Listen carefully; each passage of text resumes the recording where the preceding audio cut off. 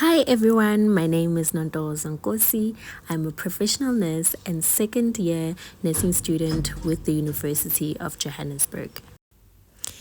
If you are an undergrad midwifery student, then this lesson is for you. Today's quick lesson is on a common complication in pregnancy known as placenta previa. Please gather your pen and paper, take notes because we are about to get into it. The placenta provides oxygen and nutrition to the fetus. Typically, the placenta should be attached to the upper segment of the uterus or on the side, but unfortunately in placenta previa, this is not the case. Today we will discuss placenta previa as a complication in pregnancy.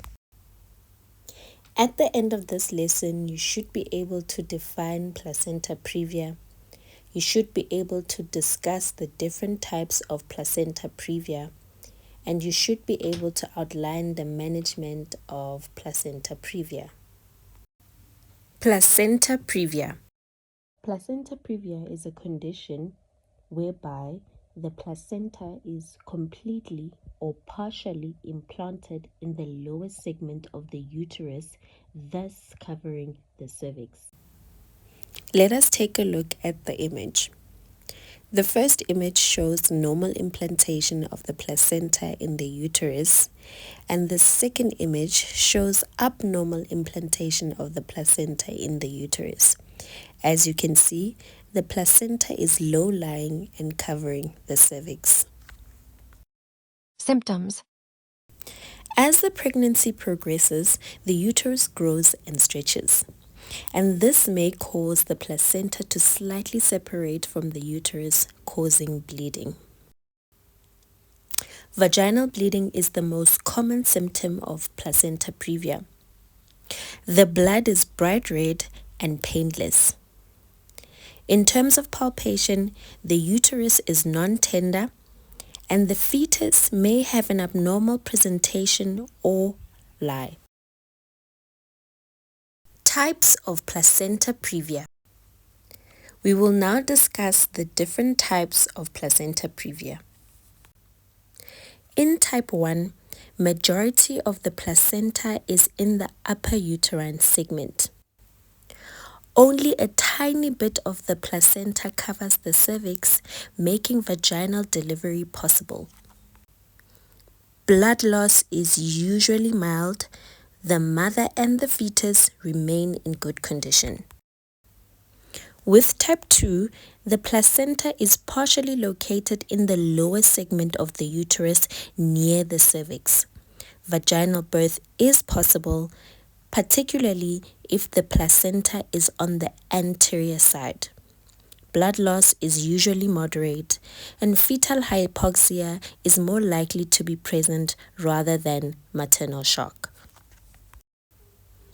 In type 3, the placenta is located over the cervical os but not centrally. Vaginal birth is inappropriate because the placenta precedes the fetus. Bleeding is likely to be severe. In type 4, the placenta is located centrally or completely over the cervical os. Caesarean section is essential to deliver the fetus. The mother is most likely to suffer from torrential hemorrhage. Management. Conservative management. If the mother presents with mild to moderate bleeding, it will be important to admit her to the hospital and keep her on bed rest until the bleeding has stopped. Once admitted in the hospital, placental function will be monitored by means of ultrasound. Fetal growth will be monitored regularly. Fetal kick charts will be used to monitor fetal movement, and antenatal CTGs need to be done on a daily basis to monitor for any abnormalities. It is important to give the mother health education on the complications of placenta previa and to plan labor for possible induction or C-section. Active management. If the mother presents with severe bleeding, it would be very important to prep her for emergency cesarean section regardless of the location of the placenta. Keep mother updated at all times. Offer support to the mother as this situation is stressful.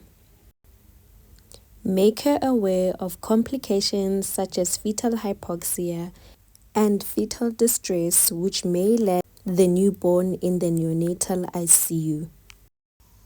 Make her aware of maternal complications such as hypovolemic shock, anemia, and sepsis.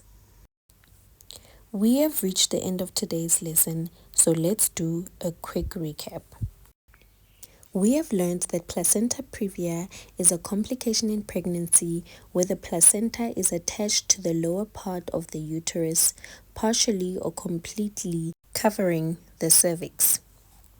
We have also learned that there are 4 types of placenta previa, each with its different characteristics. We have learned that the most common symptom in placenta previa is bright red vaginal bleeding, which is painless. Management includes bed rest, fetal monitoring, and emergency C-section. And lastly, we have learned that placenta previa can cause complications such as maternal shock, maternal anemia, fetal hypoxia, and fetal distress.